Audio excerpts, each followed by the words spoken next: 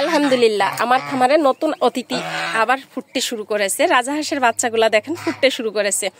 তো আপনারা অনেকে বলেছিলেন যে আপু আপনি রাজাহাঁস অমে দিয়েছেন, সেই ভিডিওগুলো কেন দেননি। আবার অনেকে বলছেন যে আপু আপনি রাজাহাঁসের ভিডিওগুলো কেন ছাড়ছেন না, কোনো সমস্যা হয়েছে কিনা। তো আজকের ভিডিওটাতে সবকিছু ক্লিয়ার করব। আসসালামু আলাইকুম, কেমন আছেন সবাই? আশা করি আল্লাহ তাআলার অশেষ রহমতে সবাই ভালো আছেন, সুস্থ আছেন। কাছে দূরে দেশ বা দেশের বাইরে যে যেখানে বসে প্রতিনিয়ত ইউটিউব চ্যানেল এবং ফেসবুক পেজের ভিডিওগুলো দেখে থাকেন তাদের সবাইকে জানাই আন্তরিক শুভেচ্ছা, এবং যারা নতুন তাদের জন্য রইল অভিনন্দন। তো আমি কিন্তু ইতিমধ্যে অনেকগুলা রাজাহাঁস কিন্তু অমে বসিয়ে দিয়েছি, সেটাই যে দেখতেই পাচ্ছেন।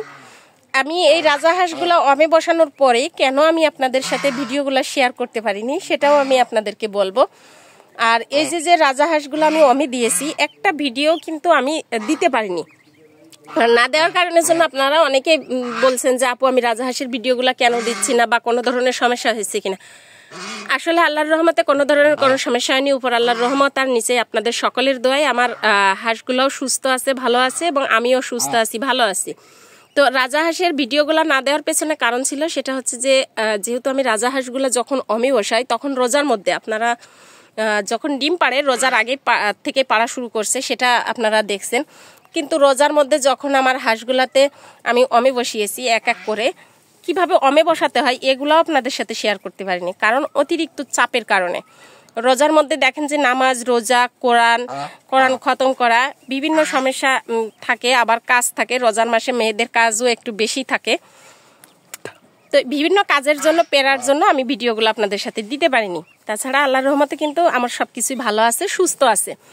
তো এখন দেখেন যে আমার খামারে আল্লাহর রহমতে আপনাদের সকলের দোয়ায় আর আল্লাহ তাআলার রহমতে আবারও বাচ্চা ফুটতে শুরু করেছে।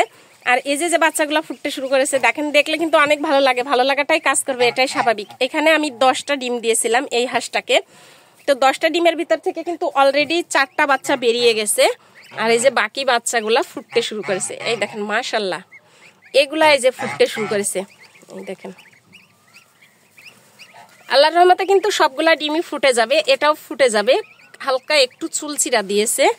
তো এখন এখানে কথা হচ্ছে যে আমার সবগুলো বাচ্চাই ফুটে গেছে। আর এইখানে যে আপনারা যে কাজটা করবেন, হাঁস হোক মুরগি হোক, বাচ্চাগুলো যখন ফুটে তখন আপনারা চেষ্টা করবেন যে খোসাগুলাকে, অতিরিক্ত খোসাগুলা বের করে দেওয়ার জন্য। কিন্তু অনেকে বলেন যে আপু রাজাহাঁসের ডিমগুলা হালকা কুনিয়েছে, এক্ষেত্রে কি ডিমগুলো আমরা ফাটিয়ে দিব?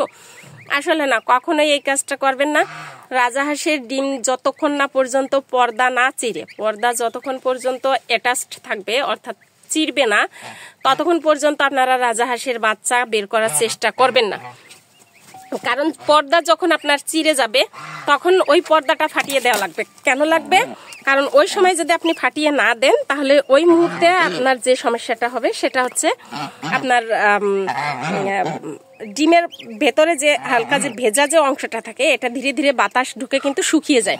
তবে হ্যাঁ, ওই পর্দাটা কখন ফাটাবেন? যখন ওই পর্দাটা চিরবেন। তখন যদি দেখা যাচ্ছে যে 1 থেকে 2 দিন হয়ে গেছে, ডিমটা এইভাবেই আছে, 1 থেকে 2 দিনের মধ্যে কোনো ধরনের কোনো চিড়েনি, তাহলে সেই ক্ষেত্রে আপনারা চিড়ে দেওয়ার চেষ্টা করবেন। আর যদি মনে করেন যে না অলরেডি চিড়ে গেছে, তাহলে এই যে দেখেন একটা অলরেডি আপনাদের সামনে কিন্তু বাচ্চাটা বেরিয়ে গেছে। তো বেরিয়ে গেছে বলে এই খোসাটাকে কিন্তু আমাকে এই যে দেখেন, এই সময় কিছু কিছু সতর্কতা অবশ্যই কিন্তু পালন করতে হবে। এই যে বেরিয়ে গেছে দেখি কিন্তু এখন আমাকে খোসাটা তুলে ফেলে দিলাম। তো ফেলে দেওয়ার কারণের জন্য দেখবেন যে বাচ্চাটা শ্বাসরুদ্ধ হয়ে মারা যাওয়ার ভয় থাকবে না। তো এখন আছে কথা, ফিরে আসি মূল কথায়, যে ফাটিয়ে দিবেন যখন দেখবেন যে না আপনার ডিমটা অনেক দিন 2 দিন হয়ে গেছে, তখন ফাটাবেন। তার আগে কিন্তু ভুল করেও ফাটাবেন না।